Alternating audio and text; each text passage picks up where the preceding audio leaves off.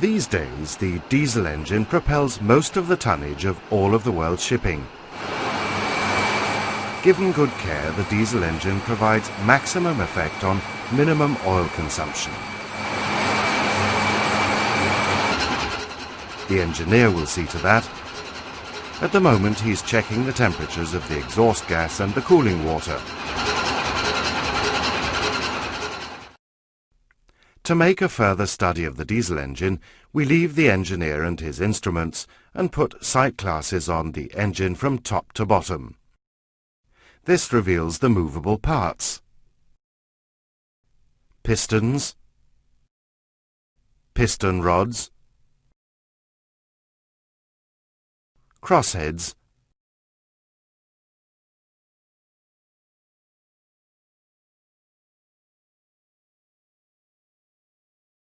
and connecting rod and crankshaft.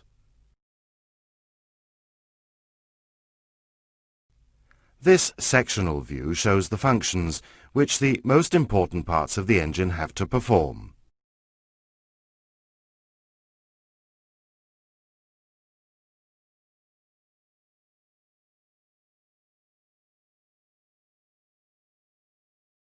In the upper part of the cylinder, an amount of fuel oil is burned, which causes the temperature, and thus the pressure, to rise in the combustion space.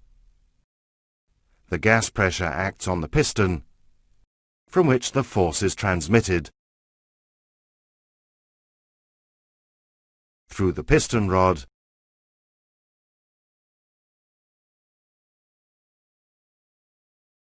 and the crosshead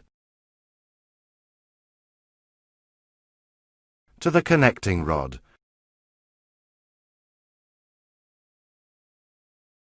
and results in a torque.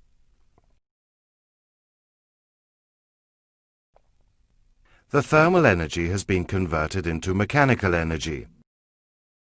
In any given piston position during the working stroke, the crosshead is exposed to a vertical force from the piston rod, and a force in the direction of the connecting rod, which together result in a horizontal force. This horizontal force must be transmitted to the engine frame, and for this purpose the crosshead is provided with slide shoes supported on vertical surfaces, the guide bars on the engine frame.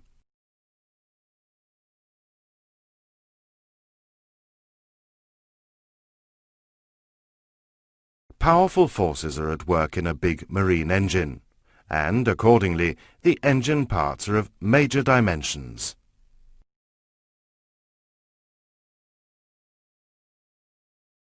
To provide sealing against the high pressures, the piston is fitted with piston rings.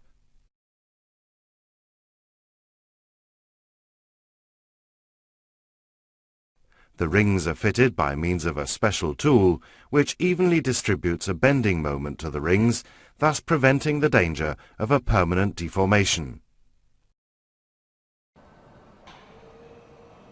On some engines, the crankshaft is so big that to facilitate manufacture and installation, it's made in two halves, which are later bolted together. Each half is built up from a number of main bearing journals, crank webs, and crank pins. Let's look a little closer at the principle on which a two-stroke engine works. Fresh air is supplied by a turbocharger. From the turbocharger compressor, it's conducted through air coolers into a common scavenge air receiver along the engine and to the scavenge air space around each cylinder. When the piston approaches the end of the downstroke, the exhaust valve opens, the scavenge air ports are uncovered, and fresh air flows up through the cylinder.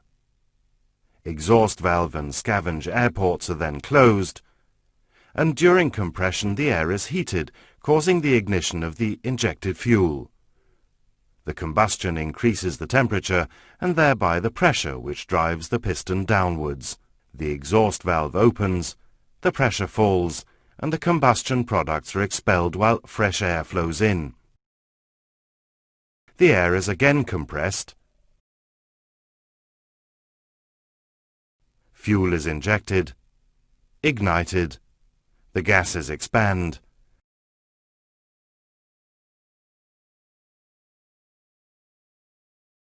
the exhaust valve opens, then the scavenge air ports, the cylinder scavenged, and the cycle is repeated.